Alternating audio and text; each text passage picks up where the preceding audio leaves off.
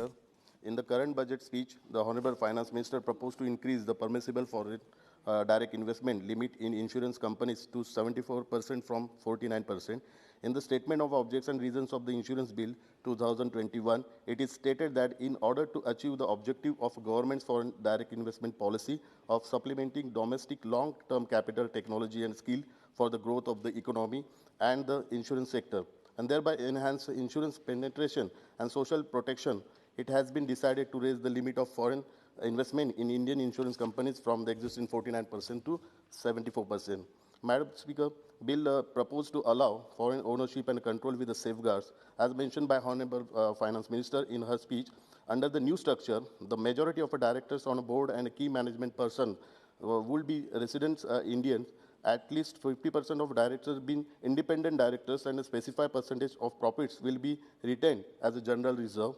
Before the year 2000, the insurance sector was the monopoly of a state-owned company like LIC for life sector and for general insurance company, namely New India Insurance, United India, Oriental Insurance and National Insurance, and the General Insurance Corporation was a reinsurance company with the objective to encourage competition and enhance insurance penetration than the government of the day through open the insurance sector to private players, and also permitted the foreign investment in insurance sector in the year 2000 by allowing up to 26% in Indian insurance company.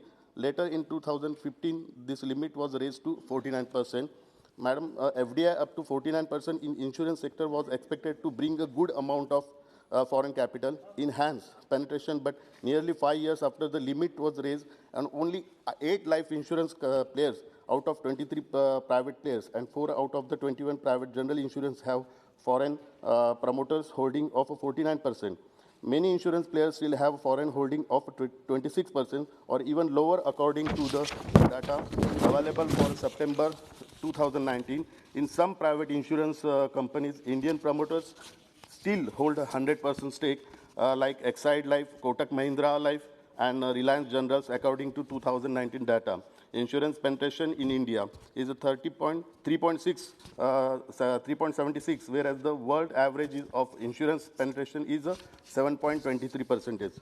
Madam, as per the analysis of SBI, the increase of FDI limit in the insurance may receive rupees 5,000 to 6,000 crores of foreign investment in the sector in the next 1 or 2 years, and rupees 15 to 16,000 crore in the next 5 years. Apart from a deeper product expertise and a better underwriting skills, as of March last year in the life insurance sector, of instance against the 49% limit of permissible foreign investment, the aggregate foreign investment is a 30.49%. In the case of the general insurance sector, reinsurance and standalone health insurance companies, the utilization percentage of the space of a foreign investment is even worse. The aggregate space of a foreign investment has been utilized to less than half of the permissible limit. It has gone down from the level of March 2018, when it was a 25.42% to 33.66% in 2019. Madam, going by the figures and available data, the expected foreign direct investment look elusive as a foreign investor would study the terms and the condition, the new structures of a director on board, any conditionally and regulatory approval attached to payment of a dividend to foreign investor, and then take cautious steps of investing in Indian insurance sectors. Madam, even in case a good response emerges from the foreign investor, the insurance sectors will always remain under the threat of foreigners who will capture the entire insurance industry and will make huge profit and even demolish the state-owned government insurance companies. Public sectors insurance companies like LIC, having a market share of more than 75%, for general insurance companies having a market of more than 55%, will over a period of time fall prey to the private insurance companies owned by foreigners.